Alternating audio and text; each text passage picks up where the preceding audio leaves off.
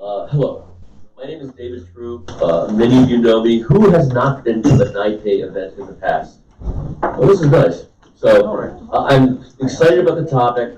And one thing I'll mention, that at NYPAY events, the idea of it is to be interactive. So one does not wait until the very end for questions that you probably thought about and forgot at Q&A time. But if you want to talk about something, bring it up, put your hand up, and we'll make it known. It's a smaller room, I don't think we'll need a mic, but if you've got a very quiet voice, then we'll repeat the question. But that's the whole idea, is that you should walk away from this having had some sort of interactive discussion about a topic that you were curious about, maybe know a bit about it, but you want to hear someone else's idea. And that's something that you remember, in my mind, much better than just someone reading off a list of questions. So, thanks go out to K&L Gates for so thoughtfully hosting us. When one puts these sorts of events together, there are always hiccups. And we had another host that, for reasons that they were very apologetic about, couldn't host us. So we turned quickly and said, "Oh my gosh, we need someone to host us." So K&L Gates stepped up.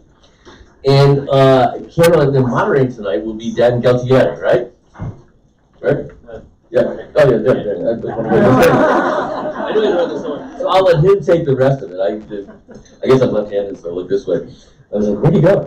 And Dan said to me, which made me pleased, is that if he has one question and the rest of the questions come from the audience back and forth with the panelists, he's completely happy with that. So NYPAY, if you like the events, tell people, enjoy yourselves, ask questions, have fun, and there should be a little time at the end for further networking if one so desires. I thank you very much. I turn it over to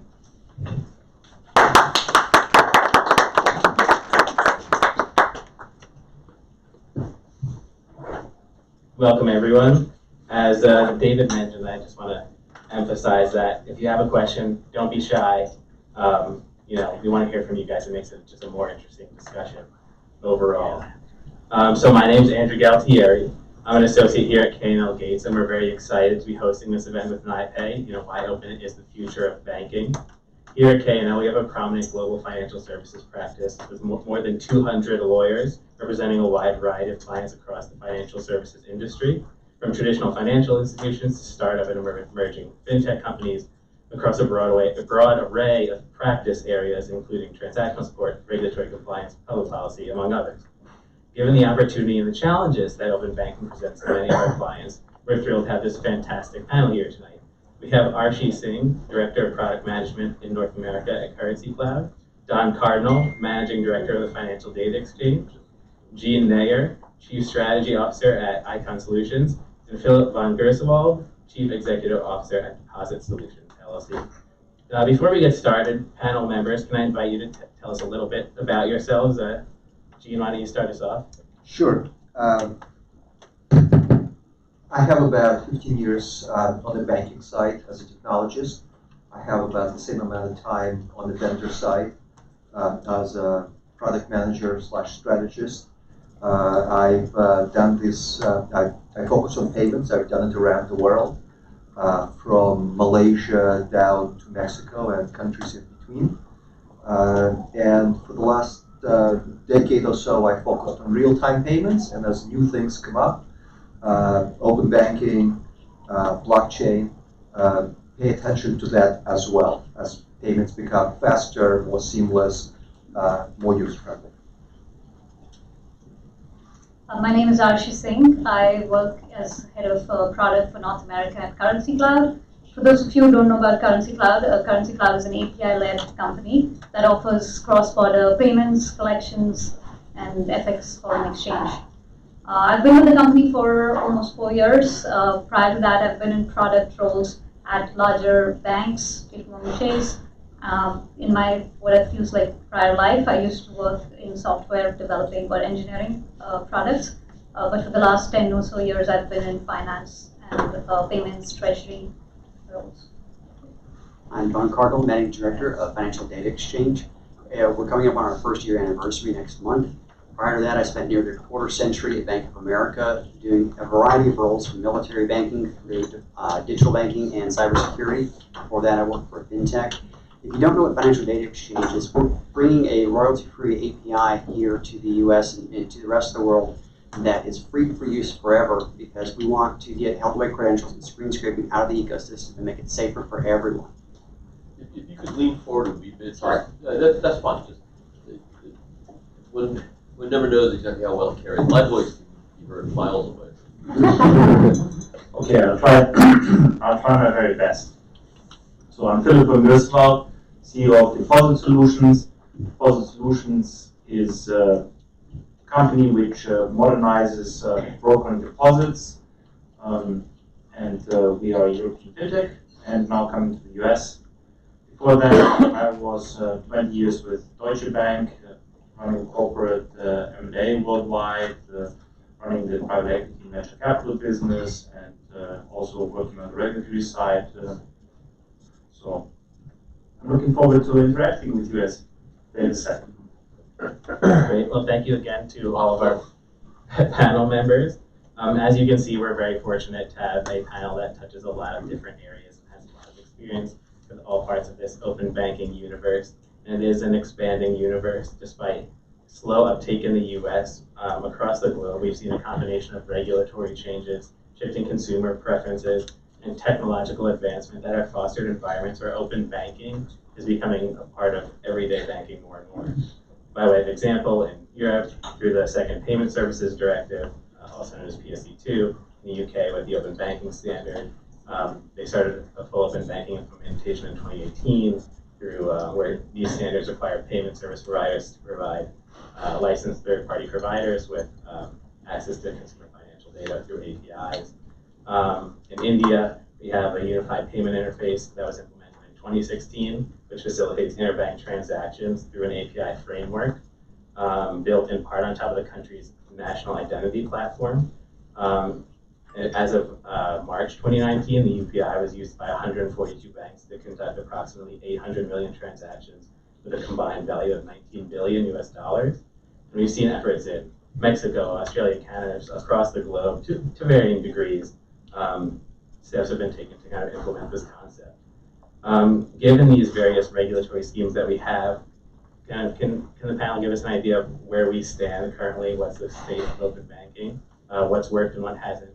Gene, why don't you get us started? Sure. We were asked not to do slides, so this is I can go and read through more countries, but I think what I thought I'd do is I would do a quick compare between PSD2 and what Hong Kong Monetary Authority is doing in Hong Kong. And I think that would kind of give you a sense of what I look at as important things in open banking. So one is, why are they doing it? PSD2 is doing it purely to increase competition. PSD1 attempted to increase competition by lowering the standards on what a banking institution might be. They did not create a wave of new banks. So they've decided to recognize that there are these gray actors who screen scrape and do various things and bring them into the light of a white economy and regulate them and hopefully enable them to move faster. Hong Kong has that. Everybody has the desire to increase competition because through competition they would get efficiencies and price compression. But they went, Hong Kong has become much more prescriptive. They define open API use cases, they define time frames, so that they're being much less laissez-faire than UK is. And UK, of course, would be much laissez-faire than US would be, which is a complete market economy. The other difference is in PSD2, all banks are in scope. In Hong Kong, only the largest banks are in scope. And that tends to be one of the major differentiators between these countries. A lot of them start with, okay, who are the ones I can easily get my hands around the throats? So this is the same thing in UK, where 9 of the largest UK banks were identified, tapped on the shoulder and said, you're all going to come together. We're going to create this ecosystem. We're all going to do it together. In terms of phasing, we can call PSD2 a big bang because there were no dates. Everybody was just said, this is the date. Because they did not do enough preparatory work. It is turning out to be a big whimper as far as I'm concerned. Hong Kong is doing it much more thoughtfully. They have defined 4 phases, where in phase 1 they're going to publish what they're going to do. In phase 2 they're going to allow read-only applications. Give me my balance. And then in phases and that is 6 months out and 12 months out. And then going forward, they're going to get more into more defined states. And then the big thing around open banking is secure customer authentication, because the major focus that people have had is we want to take screen scraping, which is not secure, and we want to make it secure. So in addition to, yes, we want to enable the world to move faster, better, cheaper, we also want to make it safer. PSD2 specifically said that they're going to be technology neutral, and amazingly, they were not able to articulate an actionable standard that is completely technology standards neutral, which is why secure customer authentication has been pushed back by 18 months in Europe. In Hong Kong, they have a mixture of regulatory with initial timelines, recommendations, standards. So in terms of lessons learned, if you leave it completely amorphous, it's going to take a long time, and it's going to lead to a lot of fractured standards. If you apply a guiding hand, you might get somewhere faster. It might not necessarily be the best place, but it will be some kind of a place. So that's what I wanted to highlight before I turn it over to my compatriots. You've covered a lot of but to step back, I guess the intention of the regulators was to make it, was to help the consumers at the end of the day. What's been tightly controlled by banks in the past, that's our data, has been very tightly controlled by the financial institutions. And the goal of the regulators was to bring that control back and give it to the hands of the customers. If, as a customer, if I'm making payments or getting money into my account, I should have full ownership of who I share that data with, not my bank. So with that intention, in different parts of the world, it's taken different course. In Europe or in UK, it's been prescriptive, and banks have been given targets and deadlines to make it open, so that I, as a consumer, can authorize my bank to share my data with other third-party applications, whichever apps I use on my phone. If I want to share data with them, I should be able to tell my bank to do it. So that's the intention that PSD2 had, and like you said, like Jean mentioned, they were shy of giving actual guidance on how to do it. They left it pretty open, whereas open banking in UK went a step ahead and came out with standards for how to implement those APIs, also mandating it by a certain deadline for the 9 largest banks. Of course, by the deadline, the banks weren't ready. I think 4 out of the 9 were able to meet that deadline. Then they had to extend it for the others. In US, it's total opposite. The federal regulators, state regulators, they don't want to touch it. They don't want to prescribe anything. They don't want to mandate anything. It's totally market-led, industry-led. And that's why you see the adoption, US is sort of a step behind, although the larger banks have started to adopt, and they are coming out with open banking APIs. Mainly because they're implementing in other parts of the world. If you're a global bank, you're having to do it in Europe or UK, so you might as well bring that technology to the US. But I think as far as the success goes, it'll come down to how much value you're providing, what sort of use cases you implement out of it. And so far, in terms of success, there's more examples in Asia than in what you would say the developed economies of the world. Like Andrew was talking about India and the UPI. That was rolled out by the central bank, the RBI, in 2016. Today, there are millions and millions, 800 million transactions per month going through it. Even though there are 142 banks or something plugged into that network, the real front-end application or usage of that has actually been tech companies. So banks, they got on board, they implemented the UPI API to enable transactions, payments out of accounts using mobile. But the largest user of that has been Google through their Google Pays, that's Google Pay app, Paytm in India. So it's also need-based. What's the need in different parts of the world, and in some of these emerging markets, because of the lack of digitization primarily being cash-driven economies, there was a much bigger need for the consumer to start adopting this. Whereas in the developed economies, maybe there's less of a gap. That's my take. Well, I'm here to let you know all is not lost. When you look at some of the other markets, you have the CMA 9 in Canada, you have 6 in Australia for large financial institutions. When you ask an aggregator like a Plaid or a Finicity, how many financial endpoints are you pulling data from? How many different versions of custom scrapers do you have? You get a number around 12 to 13,000. A little bit different to corral. It's a lot easier to choke 9 throats, I think. So we have a market-based approach in the U.S., and I'm here to tell you all is not lost. We have an entity made up of banks, brokerages, aggregators, fintechs, and trade associations. We have 2.5 million consumers who've already switched over from screen scraping and held away credentials to this new API. They're doing it with no government mandate, no cost to taxpayer, no cost to the consumer. In addition, we have a UX that's clearly spelling out at the app level what data you're sharing, with whom, for what purpose, and for what duration. Now, the good news is, because our friends in the UK went early, we adopted OpenID Connect for the authentication flow. That's worked out very well because it also allows the support of device-based authentication you normally have with your FI, which means you can touch your phone or look at it for recognition, and that works already.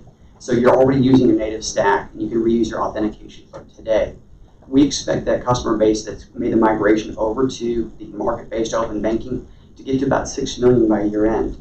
And again, we did it by working together. We have not had to have any extensions or dropbacks. Everyone's being very pragmatic about how we do this to build traceability. You'll see in a lot of the applications now a little dashboard that says, oh, you're sharing your data with QuickBooks or TurboTax or Xero. And that's very much on purpose to comply with the thought ideas through CCPA of California or even the thematic concepts of PSD2. With respect to, it's not like we're not talking to regulators. We're actually very involved in educating on what we're doing, giving their advice and guidance. And invariably they go, good job, carry on, keep us informed, and send us on our way. But we're there probably every month talking to OCC, FTC, you name it. And they've been very supportive. They've been very open-minded, and they're very pleased that we're solving this a very pragmatic, risk-based approach, and it seems to be working. Okay, not to repeat too much of what my other panelists said. I believe UPI has been looked at very critically when it happened. And I have to say, I believe it has been a huge success, which nobody believed in India it would happen. Actually, you don't need really a bank account to use it. And tying it up with the identity, with the governmental identity, has been a very smart move. People use it at different marketplaces. You can go to a farmer's market and you can use it. So that's as broad as usage has come. So I believe that is a huge success in really implementing that and showing or giving an example. If you want to do it, you have to do it very, very strict and with the full force of the government. On the other hand side, PSD2, which was mentioned, had different aspects. One was making payments more secure for the consumers.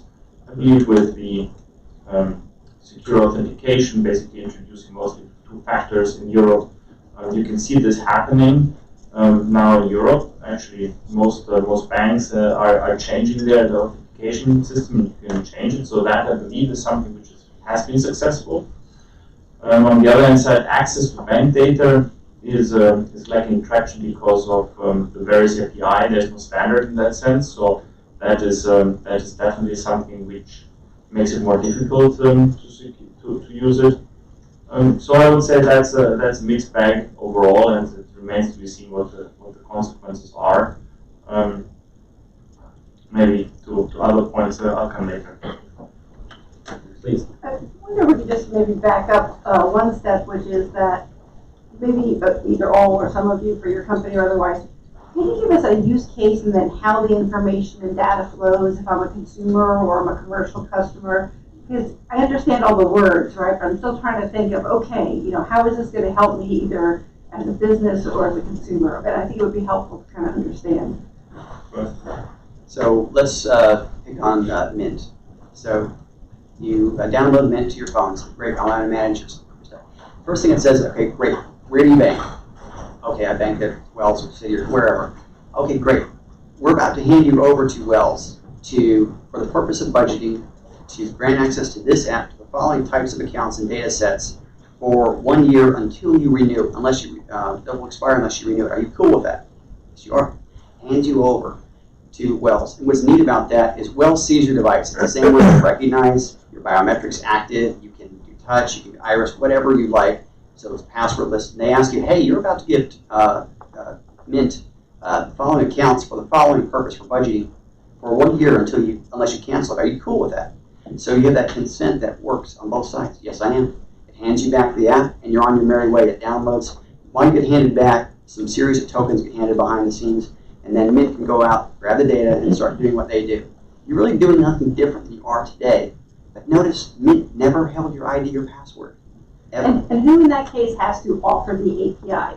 Do Wells and B of A need to offer the API, They do. or do they need to consume Mint's API? Yeah, think of it as a spigot, right? So you put a spigot inside of the bank, but it's only accessible if you are registered and you pass their KYC vetting and you've shown good data handling practices and all the other things any other sourcing provider has to do. So, just to elaborate then, and you do have a continuation of the question, Christina? I'm sorry? Did you have a continuation of the No, go question? ahead.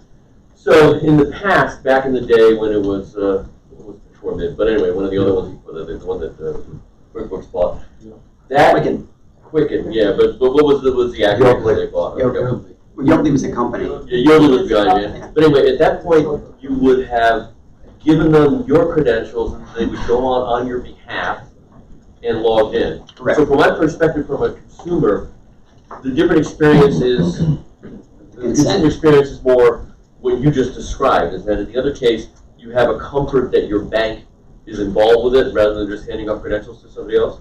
Correct. And we focus group tested it. Well, we're presenting 2 screens, and then you hear in digital banking, not as few screens as possible. But when we focus group tested it, the experience, they actually was highly positive that they liked the idea that both sides agreed that, who you're sharing with, for what purpose, for what duration, and exactly what fields. And Citi went one step further and said, oh, by the way, here's the stuff we don't share. And that tested through the roof. So, again, that's one of the neat things about this new process. But effectively, you're doing nothing different other than you get to see the consent, which you're used to seeing now already from the App Store. Then I do have a follow-up, and then I'll wait for later. But I recently worked on a study where we asked a lot of questions of, bank users and bankers around the world and folks who interacted with them. And the general consensus was that banks move very slowly, and their APIs are not plug and play, and implementation still takes forever, and all that kind of stuff. So, is that, from your perspective, is that true? And how do you, I guess, in an open market or a free market, quote unquote, like the U.S., how do you get banks to do a better job so it's not so hard to implement? Fintech companies. They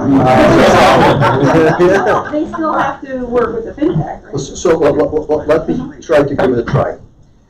There are 2 models. One is you go through banks. Each bank will offer its API.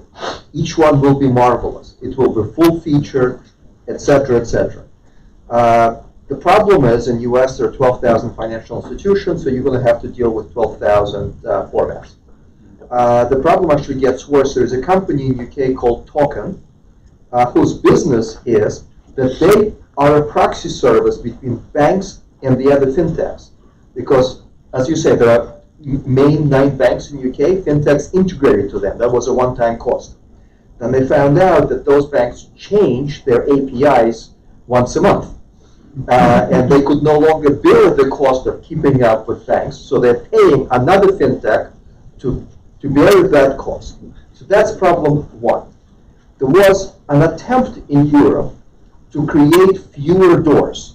So it was an attempt to say, let's go through a clearinghouse in your country. And in fact, 9 clearinghouses in Europe came together. There was an initiative called CAPS. They were going to come out with a single standard. And not just a standard, but it would be an implementation. So you would, instead of going through the bank, through the front door to say, give me data, you would go to the clearinghouse, which already connects to all the banks, and use it as a gateway. That was a brilliant idea that we've all advocated for, but has not taken any traction, unfortunately. So one way to solve that problem would have been, and what UPI is that there is one door offered by IMTS, if I'm remembering it right. It's offered by the Central Infrastructure. It works the same for everybody. And then all fintechs can use that as a way of accessing banks. Now, in US, I'll come back, we do have two initiatives, not by central banks, but by market infrastructure. So NACHA is doing a FINIS, which is a small-scale pilot. Clearinghouse is doing their own pilot. But again, it's early days, and it's all kind of in a testing stage. Now, one lesson learned, I think, is go through the central point, but nobody seems to want to learn that lesson. Respectfully, I want to disagree. We have a standardized API here in the U.S. We have 2.5 million people on it. We have 77 member institutions and probably another 100 that downloaded it for free. We have standardized it. That's the whole point of it. I agree, but I am a failed math major, so 2.5 million out of a population I of can barely hear 50, 77, That's that's correct. We're population less, of 12,000. we're less than a year old and have the government mandate. And soon we'll be at 6 million. The estimated population of held credentials in North America is about 40 million. So we're gaining on them. Oh, no, I'm not saying that you're not successful. You are successful. I'm saying we're still heading into fragmentation. Not seeing it. Please. Typically, these types of things, technology is one thing. You were talking about how every institution's got a sort of vet, the people who are connected to them. If you have a gateway in between, is that responsibility falling on the gateway? Or does the bank still do the deal with each guy behind it? It's just using the gateway for connectivity.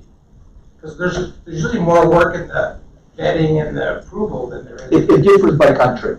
So in India, you have to be sponsored by the bank. And then once you're sponsored, you will be granted access to UPI. Regardless of how you happen to connect. Right. In PSD2, and this is a very important distinction, banks and fintechs have no commercial relationship.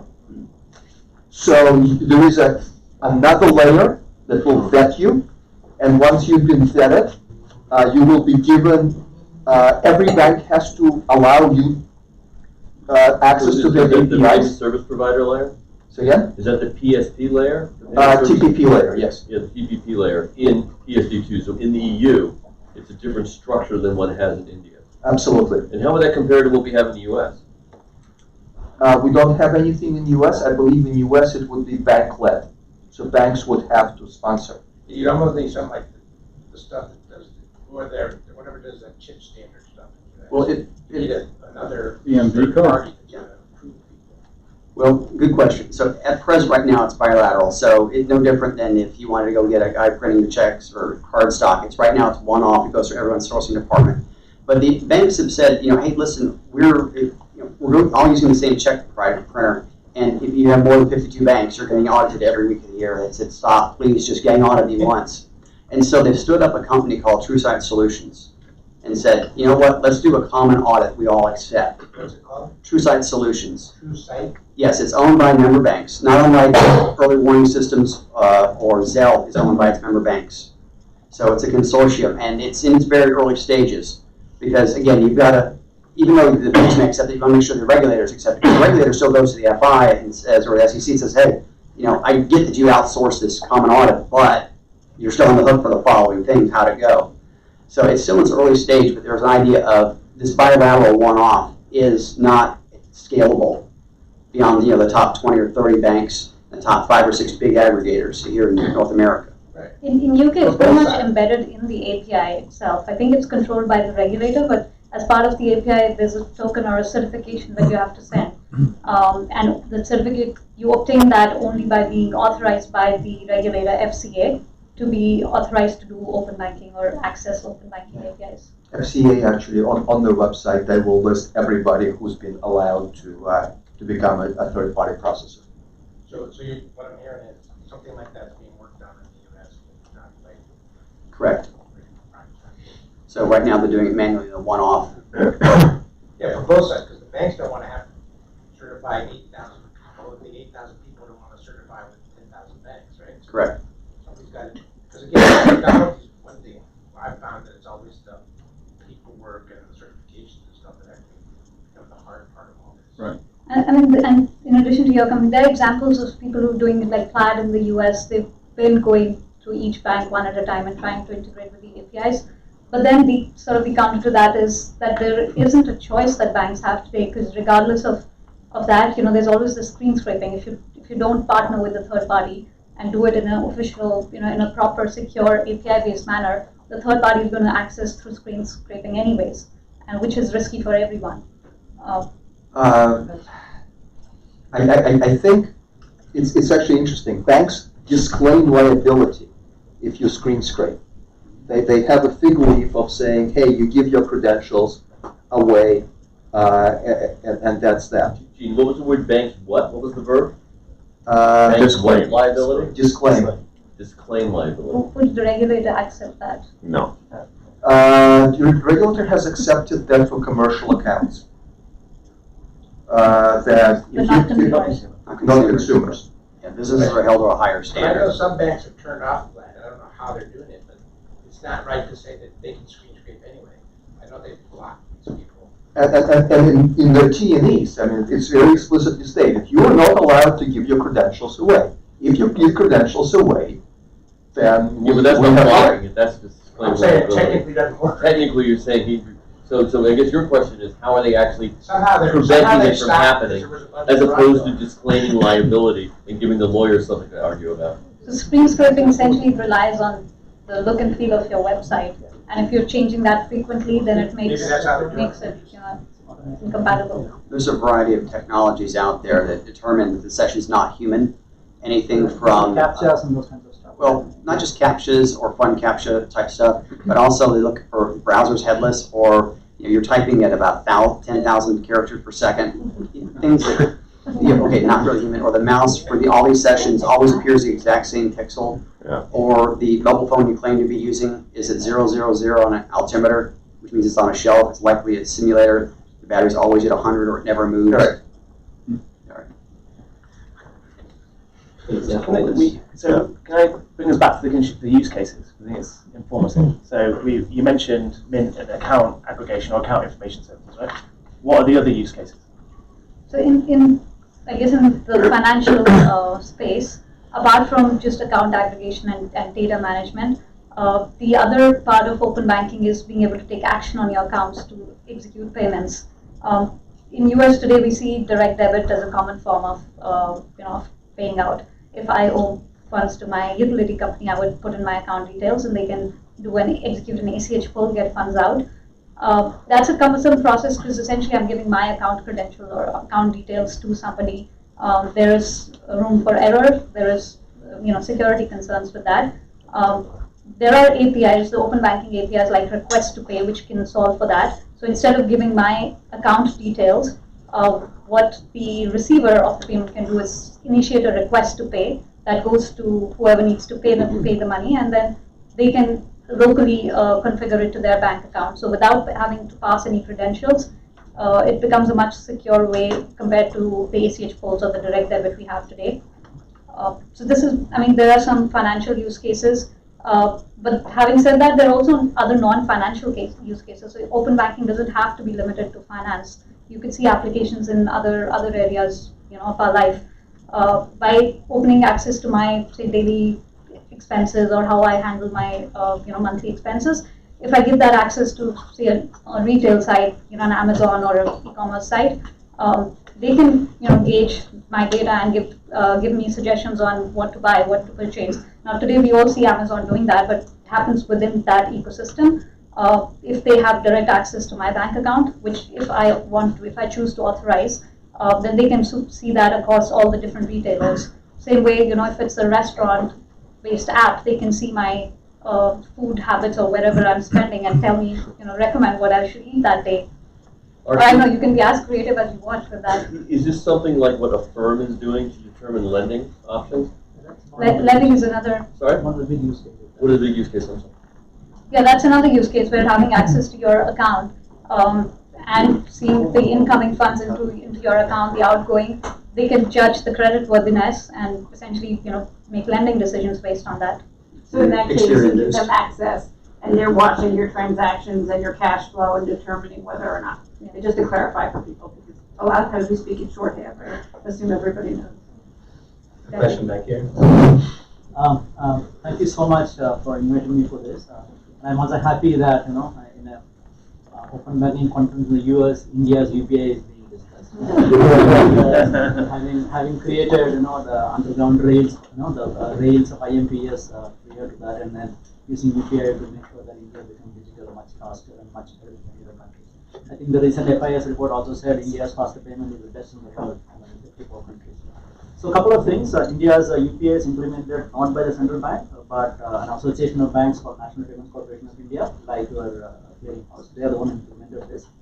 So they did three things differently. Initially, when IMPay was implemented, they didn't see too much of intake because banks didn't take too much interest. They realized that if it has to be really taken to the larger population, you need to make sure that the fintech players and aggregators and the digital players have to get in the ecosystem, and that's the reason we decided at the point that UPI has to happen. Right. So the one big difference in UPI is that I can give my credentials to Google Pay, is one application, and then I can initiate a transaction from any of the bank account I have linked onto this from my Google Pay application. So that's a huge success. So there are about 900 million transactions happens every month, of which 36% is covered by Google and 36% covered by another company called PhonePe, which is owned by Flipkart, is again owned by Walmart. Is American company. So it all comes back to a couple of them. Yeah, so that's on the payment space. I think the UPI has been a huge success. I believe at least 40 countries have gone back to NPCI and asked them, can you help us implement in other countries, mostly developing nations. The other thing it did was developing nations, accepting infrastructure was not widely available. By integrating QR code-based payments as part of the UPI ecosystem, they are also able to create an asset-light infrastructure for accepting payments at the merchant. So merchant really don't have to do anything. They just started with a QR code and display, and the UPI application actually push transactions onto that. So I think that's what is helping big time in terms of using the API banking payments. With respect to other thing, the concept of account aggregators are still in discussion. Right? I think the primary use case is I can share my banking data to get a loan. For example, I may not necessarily take a housing loan from the bank. I have an account, because there are other companies specialized in housing loans, specialized on vehicle finance, specialized on this. So I want to take a loan from them. It's quite a painful process today to take my statement. Somebody wants 1 year statement, somebody wants 3 year statement. They are in different forms, right? So that's where a lot of work is happening. So that will be a big use case in India. That's a good use case. Like in UK, in US, if you're trying to get mortgage, it's a hell of a lot of paperwork involved. Talking to banks, visiting banks, pulling your income statements, tax statements from so many years ago. But yeah, if all this was open, it's all integrated in one simple use case. But I would say three things on that. Automation is great, right? I mean, we all agree. APIs are probably a good way to automate, that's fine. But that's not open banking. Because about a third of you here have kids in college, I'm sure. How many people have dealt with FAFSA? Right, so it's great that you're able to press the button and it pulls your IRS data in and it does an API. So that's the technology. It's the same technology as open banking. But open banking is much more around, hey, banks used to be custodian of my data, and now I'm a custodian of my data. And that worries me because I think people are the worst custodians that we know. The reason why we gave our data to banks is 1,000 years ago we recognized that we're very, very bad at it. We've forgotten. We're going to have to learn again. This will be painful. That's one. The other is the legal regime. And this is my problem with market-based solutions.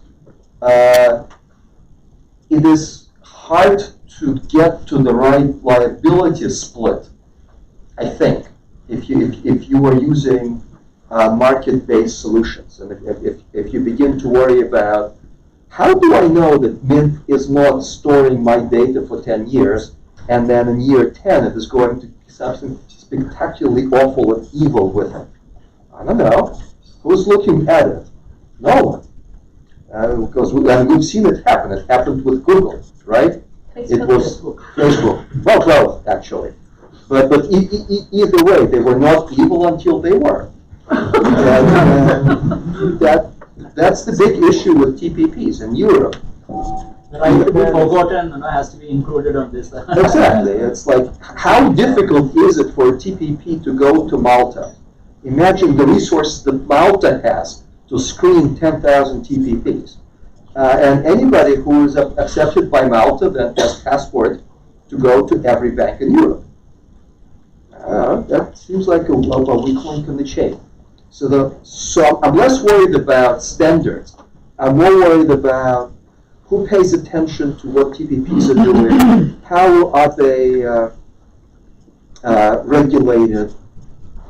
That's actually the biggest. There was a study on banks and what's stopping the fast adoption, and that was the biggest concern: just privacy of customer data and security of customer data. And exactly to your point, as a consumer, you don't think twice about these things. When you use Facebook to log into different apps, none of us thought that that data could reach the apps of Cambridge Analytica and do all kinds of things that they've done with the data, or select heads of states and head presidents of countries based on that. So as a consumer, if I'm sharing my financial data, I'm not thinking twice about where could it land ultimately. And the right to be forgotten is key over there, because if I share data with a third party, maybe it's a one-time sharing. I initiated it for just one use case, but then and the bank, based on my authorization, allows the third party to access it. But say I wanted to share it only for a period of 1 month, not after that. The bank could stop sharing data after a month, but the third party still has access to the historical data, and who's going to make sure that they actually delete that data, no longer use it? So a market-based system, PCI DSS, anyone? The payment card industry does have data sharing standards as examples. FIDO has certifications for biometrics. We have our own certification regime we're standing up. It's market-based. It will likely include a form of risk-based insurance behind it that is driven by risk and by volume. So the market can solve these, because if you look at the product industry, if you've ever seen property and casualty or captive reinsurers for boilers, industrial equipment, there's a lot of things out there, a lot of market-based mechanisms today that work. Airlines are self-insured, and they have their own mechanisms for doing so. So the free market can provide anything that the consumers want, that is needed, if you let it. And luckily in the U.S., the regulators are letting it. So I believe it's a good moment, being European, to clarify something about open banking, because in the US, most people associate open banking with a narrow definition from the UK, which is actually exactly that, the access to data. In Europe, open banking is seen very different. In Europe, open banking is associated with the ability to offer open architecture, give access to third-party products. So that is one key when you go to Europe to talk about open banking, the ability to distribute third-party products. Another one is that actually, which is here called banking as a service, that banks start focusing on what they're really good at, because no bank is good at everything they do. So actually, open banking in Europe means, to a large extent, focusing on what you're good at and getting from third parties, that other banks. Can you give some concrete examples, though, like conceptually? The best example is in the US is Amazon Web Services. Mm-hmm. That was something which banks had to do at a certain point until somebody else did it better, and now banks are using that. Open architecture started with basically back in the 80s, 90s, banks started selling third-party mutual funds and third-party ETFs. We are doing that for deposits. We're enabling people to sell deposits from other banks. So overall, open banking means that you can really focus on what you're good at, and that you can provide that to a broader audience while you take from others what they're good at. And if you think that to the end, What does it mean? It means that banking will become much more focused, that on one hand side, the banking product will become much more an infrastructure and a commodity like payments today, and will be integrated into other ecosystems. And on the other hand side, banks will need to monetize their existing customer relationships in a much better way, not selling captive products, but selling products from others, plus opening up their own product spectrum and integrating other offerings and other features to make this ecosystem much broader. Because otherwise, what will happen with them is, and that's my perfect example, is everybody talks about Kodak and how they missed the train about the digital camera. And that is true. They were actually quite advanced in the digital camera, just that they didn't really go after it. However, that would have not saved them. They would have been dead anyway, unless they would have brought, in the end, the phone to the camera to make that competitive and build basically the ecosystem around that digital camera and around their customer relationships they had. That would have been the only way for them to survive. Philip? Yeah. Just one related question related to the conversation going on to your right. With deposit solutions, I know generally how the product works, but what kind of, is there permission, what permission does the deposit holder, not the deposit holder, but the depositor, have to give for their deposits to be consolidated? How does that work? So the depositor has not to give any permission because he actually opens one single account, and there he has to be authenticated and do everything. And through that account where he provides his information to an FDIC insured bank, so he's fully protected. After that, that is used, through that, it's a kind of custodial effect. He can make all of the deposits with the all participating other banks. So there is no risk in that, and it's the same, say, banking secrecy standard which exists throughout the banking system. No scraping, no nothing, all fully protected. So this is the rubric of FDIC insurance that, and let me make sure I've got it straight. I could deposit my money with Bank X, with Community Bank, give me a Community Bank A, and then Community Bank A has excess deposits, so they actually, some of those deposits get taken by Community Bank B. Am I aware of that or no? No, that is what you're describing is basically the network of some of the existing products. Mostly CEDAs, it's these reciprocal products. It's different with us. With us, basically, you choose the bank where you want to put your money, you choose the product, and then your money is sent from the point where you access it. From what interface? Well, you can do that through our own, which is called safebetter.com, which you can access, and then you can basically send it. Or we do this on a B2B basis, whereby we allow third parties to fully integrate through API, through standards, onto our platform, and through that offer their clients to make these deposits at third-party banks through a single account, retaining the customer relationship. So the customer relationship does not go away. The customer relationship is maintained at the one who has it. So they can broaden their ecosystem through our product, can make the customer more sticky, and can increase the money in the system. Please. Coming off of this Finovate conference the last 3 days, like real-time payments is a huge thing. And I actually saw a real-time payment using some guy put in his ABA and routing number, and he pushed the payment, and you saw that it reflected on his bank, basically real-time ACH, but it's not using the ACH rails. Was it a book credit, or was he actually taking the money out of the Actually taking the money out and putting it into another account, real-time transfer. It's crazy. I was blown away. Multiple demos. Yeah, I would say 4 or 5 out of the 40 demos, so maybe 10% of the demos, were all these guys that were going to then empower this for all these community banks and credit unions, whatever. I saw this demo, well, you should layer on Plaid on top of that. So that's the only way that I would use it as a fintech provider or whatever. I would want Plaid to enroll the person as soon as they were enrolled, and yeah, they would enable these real-time payments. It's a perfect layering in. I think that kind of bodes well with, I guess, the whole open banking platform. I guess, how do you see this? But on the flip side of that, if I had somebody's ABN routing number, I could just pull money in and push it without. It kind of makes it even more dangerous to potentially show somebody your ABN routing number. So let me walk it back one. Open banking, what is it supposed to do? It's supposed to give you access to your data and to services. What you've just described is we used to have services for moving money. We now got a better service. And in the future, we'll get an even better service. And getting access to services tends to be fairly easy because there aren't that many. Getting access to data is, I think, a lot harder because if you've looked under the covers of every bank that's more than 10 years old, their data is convoluted and difficult to understand. And any bank that's over 50 years old, the way to get to services is difficult and convoluted and inconsistent. And so I think when you talk about banks being slow moving, it's because there's a lot of historical baggage and you have to figure out where things go.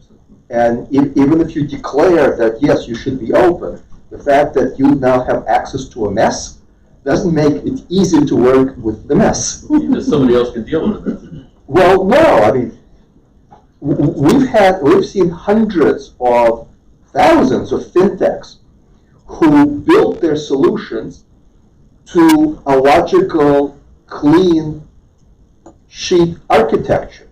And if only somebody on the other side had that, then the world would be great. But you can't find a customer like that.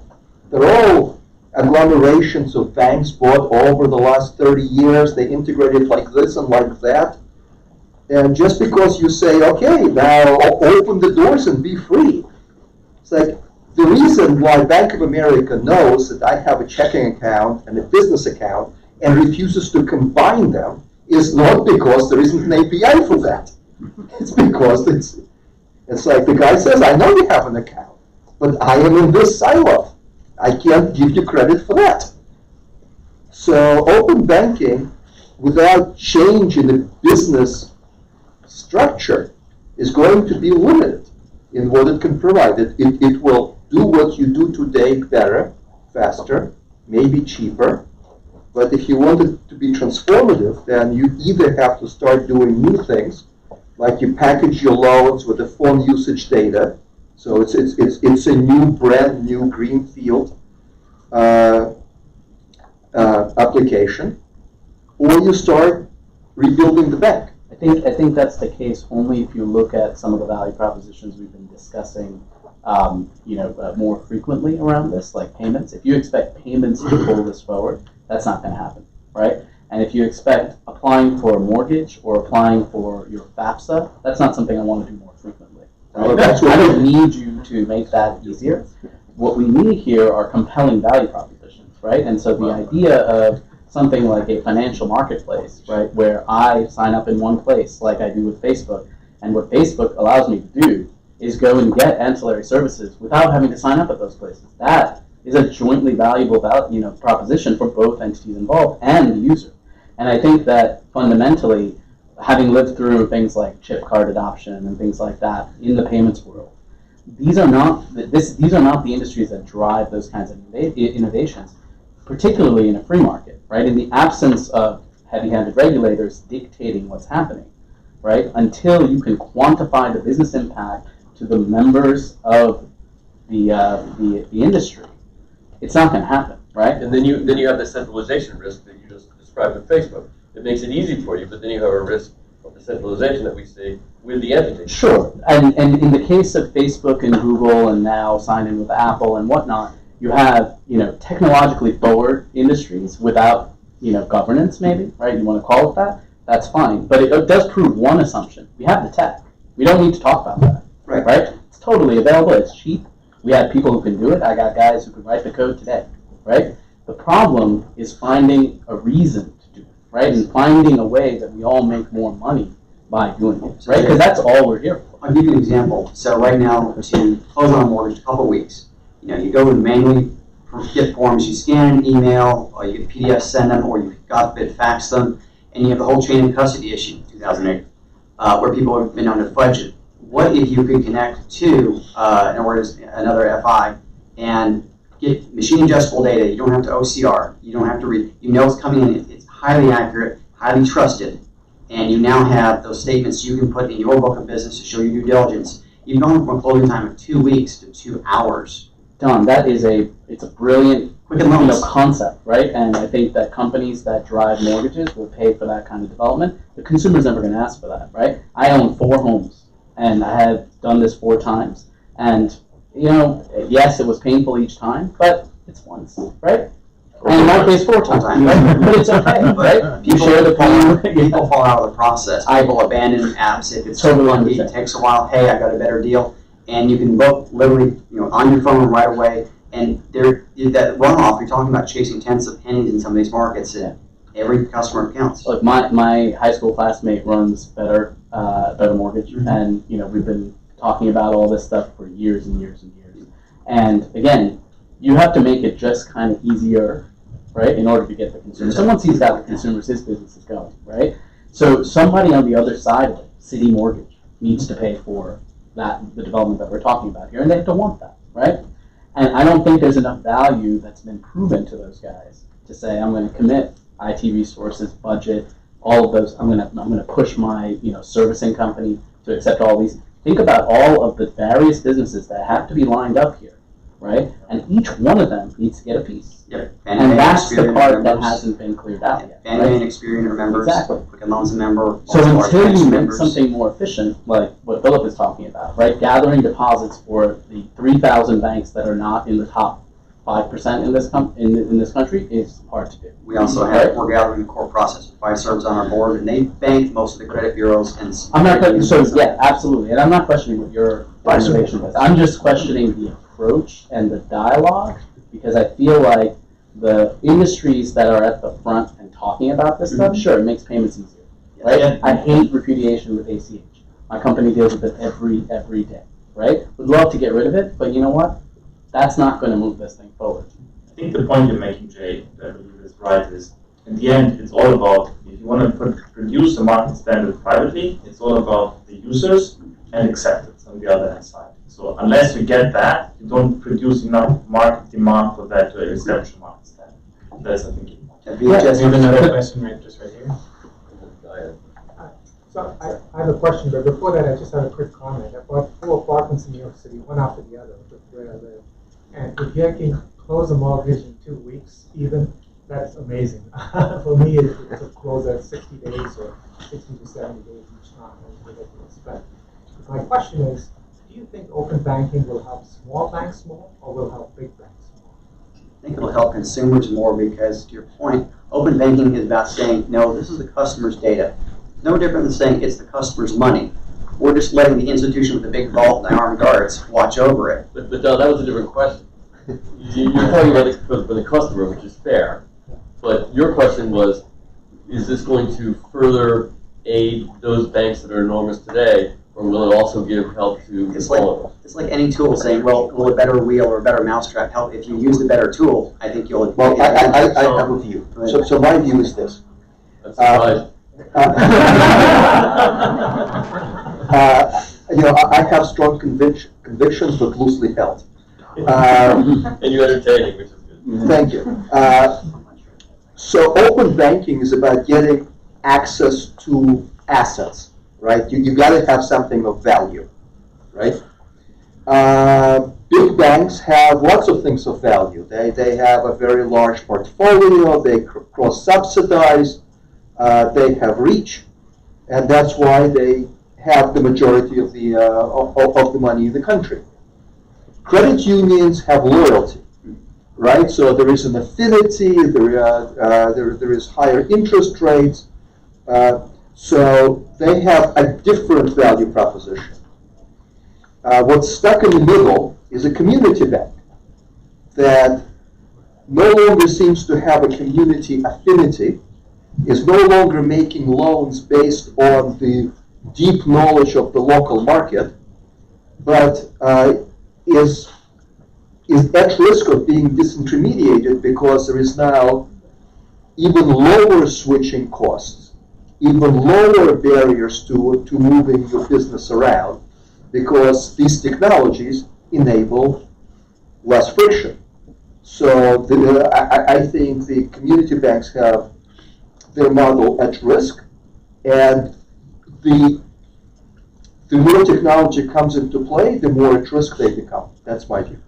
All right, so I have to disagree on the whole community bank thing. I'm going to stand up and say this. We have so many banks here in America.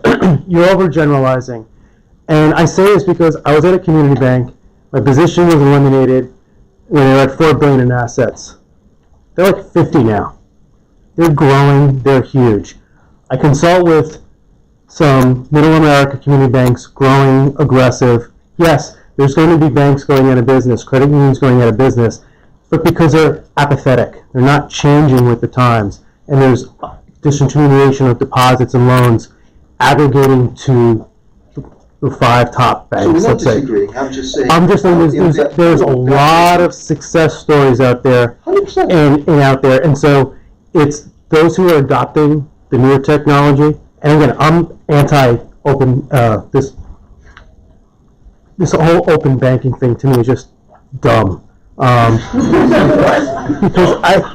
it's dumb. You need to have published APIs. I think Gene, you said there's 12,000 banks, and we have to have access to those individual banks. But the reality is, there's a certain percentage of those banks that have the same API because it's Fiserv.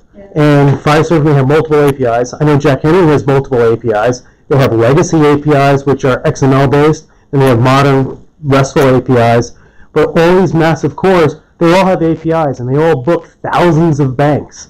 The access to those individual banks is probably another attribute. But we've had API-based banking for decades. It's just not really talked about and popularized. I can't talk about some of the startups that I've spoken to who didn't realize that these community banks actually had APIs because they had no idea because they had no experience in financial services, yet they were trying to serve financial services. And when we look at what Europe is doing, who cares? This is the United States of America, and it's not run by the United States of America. I live in New York.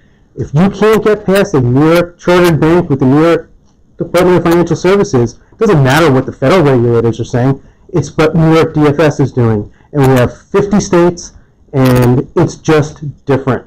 And no disrespect to you, Don, but we got 50 states, and it's like 50 countries, and some states kind of go together, some are less.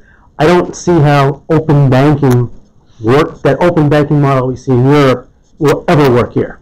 You're quite skeptical But again, about sorry. But again, open banking is limited to what you're saying. I think you have to think about it differently. If you go one step further, moving away from this narrow definition which you apply in the UK, which is just access to data or information, if you go further and think about that banks can actually specialize, that's a win-win for each bank because they can get exactly what you said before. Is they have the knowledge of their customers. They don't need to provide and build all the infrastructure and provide all of the product because they can get it. They can get a lot. You can build today a full bank by just using each and every fintech provider. So now, if you think this through, a bank should no longer provide everything to everybody. They should provide to their customers what they're good at themselves, right, and the rest they should get, and that's open banking.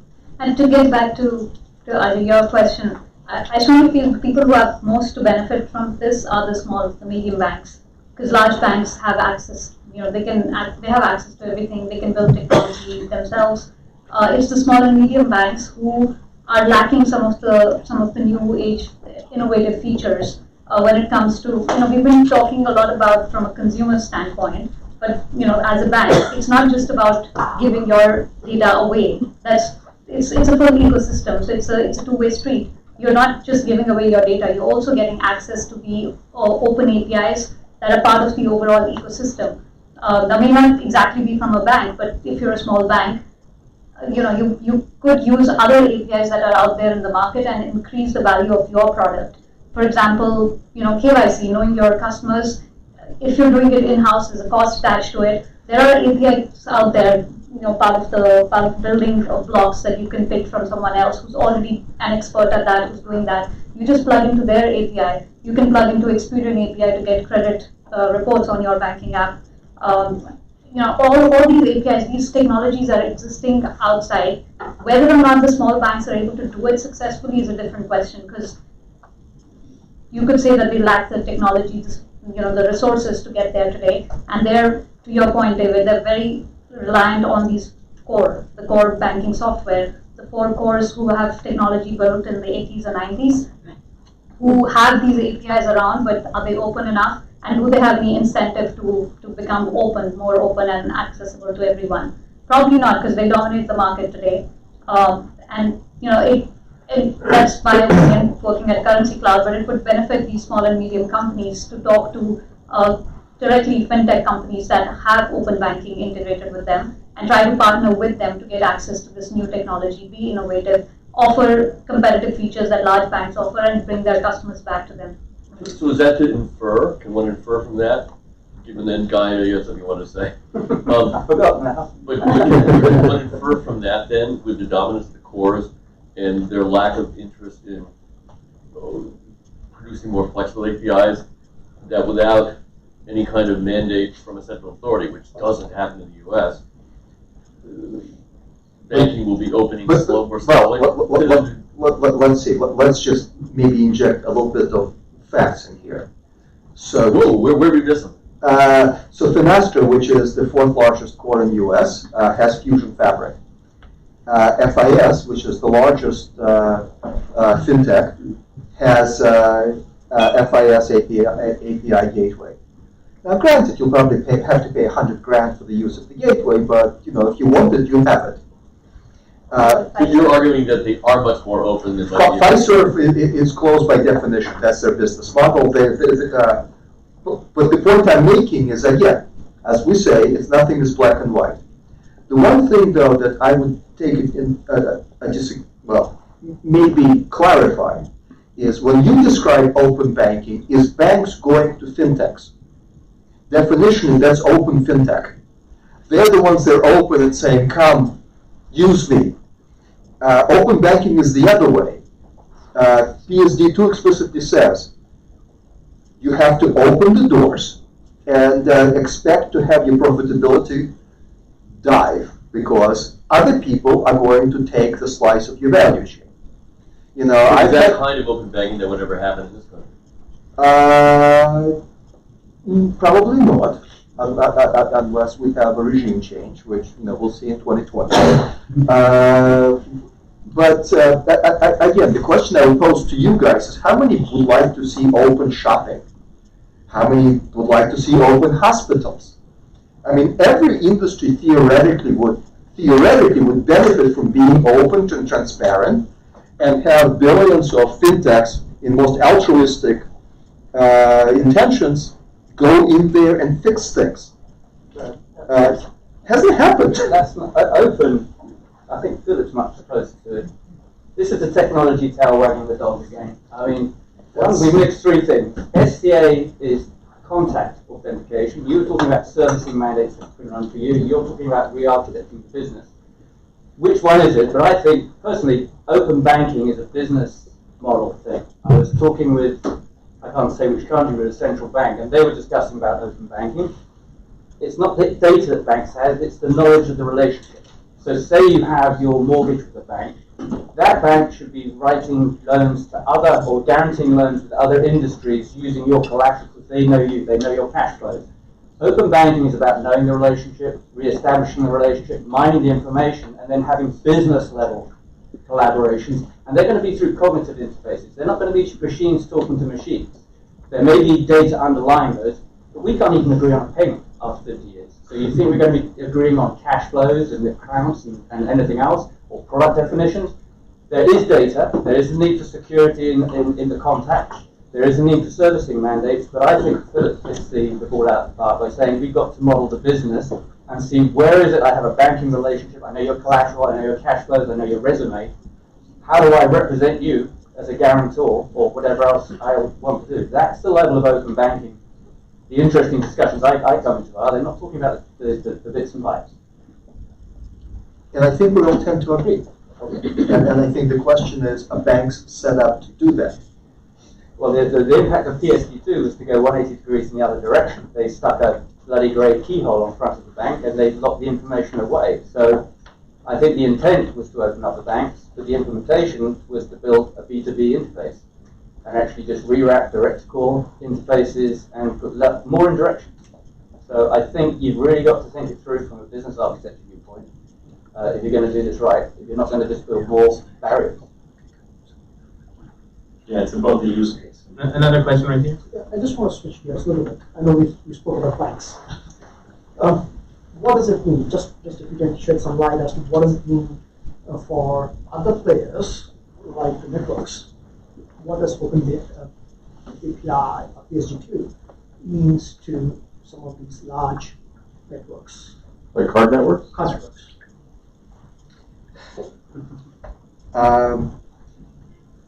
What I see is real-time payments tends to be the one that is brought out more as a way of cutting out the interchange and as a way of allowing small merchants to do acquiring. Now, open banking comes into that as a piece of it. So, but it's open banking with real-time payments and request to pay that is looked at as replacing cards with account-to-account transfers. And IATA, which is an association for travel agents, looked and said, what about $2 billion over 5 years in the interchange savings alone? Some numbers like that. That's probably why Visa bought Earthport and all these guys are like gobbling up companies like Currency Cloud because they need relevation. They need to be relevant in the coming years. There's other data in the space, though. If you look at how long it takes a merchant to actually get paid in actual funds, well, if based on their history, they're better risk, they can have better funds availability. And if you see small businesses, cash is their lifeblood. Similarly, it's not just around the transaction data, it's also, is there a known fraud risk? You could put fraud signals along those same pipes and say, do I want to authorize this, or do I believe this chargeback request? Or did somebody buy their kid an Xbox for Christmas and then say, sorry, it's not me? That happens. And so it's not just the financial data, as you alluded to earlier, there's other signals that go along the same pipes that deal with a lot of the edge cases we don't normally think about with open banking. So we work with a few processors there, and in the cross-border payment space, especially, I guess it's not a typical use case in the current open banking definition of, that you see in the UK. But there are applications where cross-border, somebody's using their credit card, just getting access to live rates, live exchange rates through a banking API, being able to confirm to the user who's traveling abroad exactly what exchange rate they're getting at that point in time, and locking that versus having to wait for the month-end statement to know that. Just an example. Let's remember one thing about what we've been talking about. All the APIs we're talking about are moving data. So the data is information about how to move money, but it's not moving the money. The settlement process is not what we've discussed.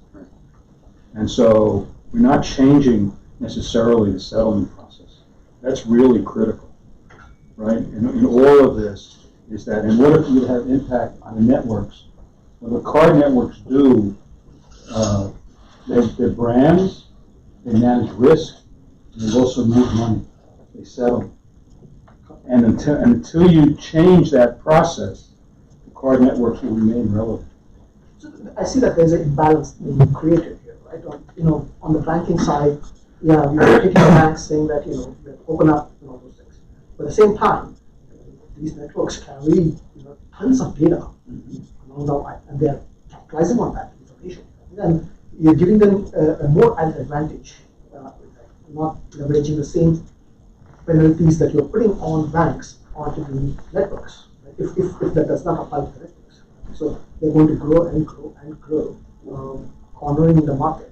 A lot of financial institutions are also aggregators as well, because they're doing budgeting and vetting assets. You're applying for a margin account at a brokerage. They're going to verify assets that you pledge as collateral. So they're seeing a lot of this transactional information come in, and they are acting on, oh, you've got a hell of a way card. Let me make you a counter offer. Oh, we've seen a credit pull come across for a mortgage progressor. Let's call a counter offer. So you're seeing them start to actionize that data. They're not just net data sources, and that's the thing that's missed. They're also data consumers in a big way. Yeah, the two biggest, I think, the two new biggest TPPs in Europe are all started by banks. In terms of Visa and MasterCard being unregulated are actually regulated. They're prominent systems in many countries. Australia has said that if they don't like the way they charge, they will designate them, and then they will tell them how to charge, which is a tool that every central bank has. I just did a survey of a bunch of central banks specifically on that topic. So nobody is too big to regulate. And we have too small to regulate, but the other way is easy. As soon as you get big enough, there is a regulator out there for you. And I think we talk a lot about promise, and I agree that promise is great. And the words that we've said is get good at what you do. You know, I can go back 30 years ago when Bank of New York said, hey, I'm really good at cross-border transfers and money management. And community banks are really good at knowing their community. And so without APIs in open banking, let's just, you gather the deposit, you deliver them to me, I will do great things with them. ACH was good enough for that. Wire if it was a big one. So the idea is still the same. The thing that strikes me still is Nordea just published that they have 7,000 fintechs in their sandbox.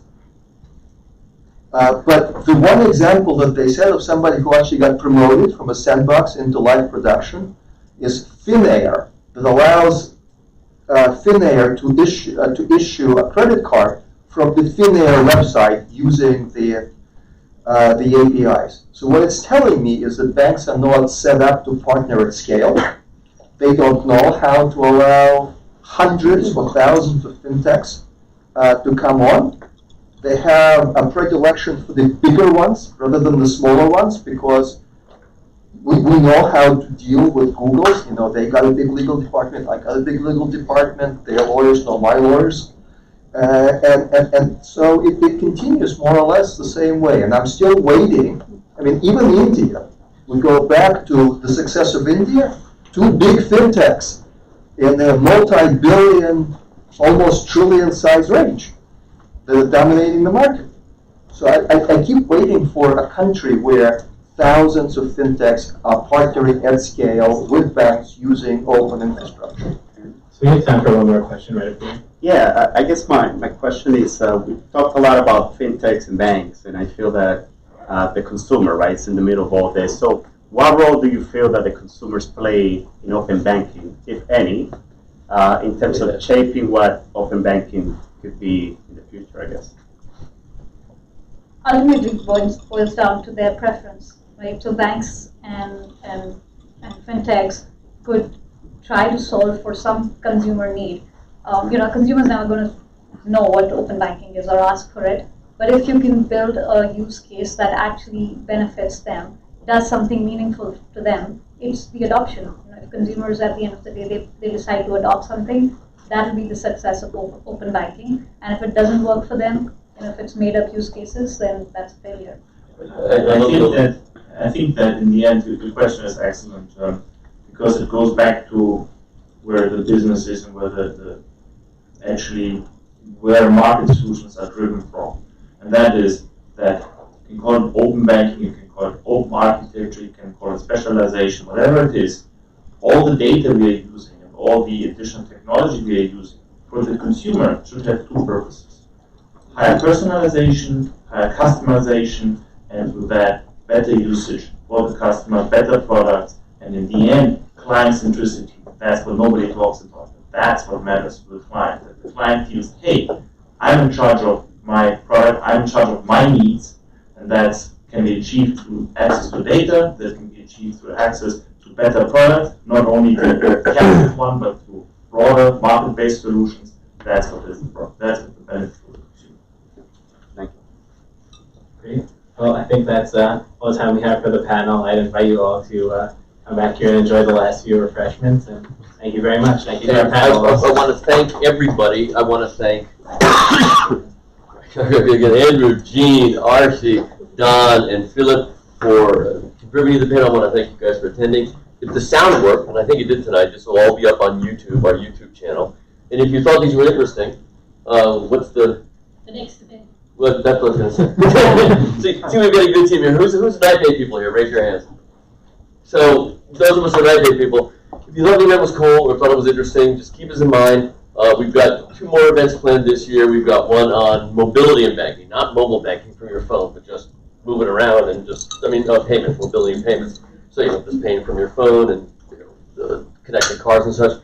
And we've got one in November on Identity. Yeah, I think your body has identity or something like that with biometrics. Yes, thank you. So that's what's going on, and also we're thinking about 2020. So if you've got anything you think is a cool idea, reach out to one of us and let's see what we can do, because we're a volunteer-driven organization, and I hope you found this an interesting discussion. That's what we aim for, and without you, it wouldn't be possible.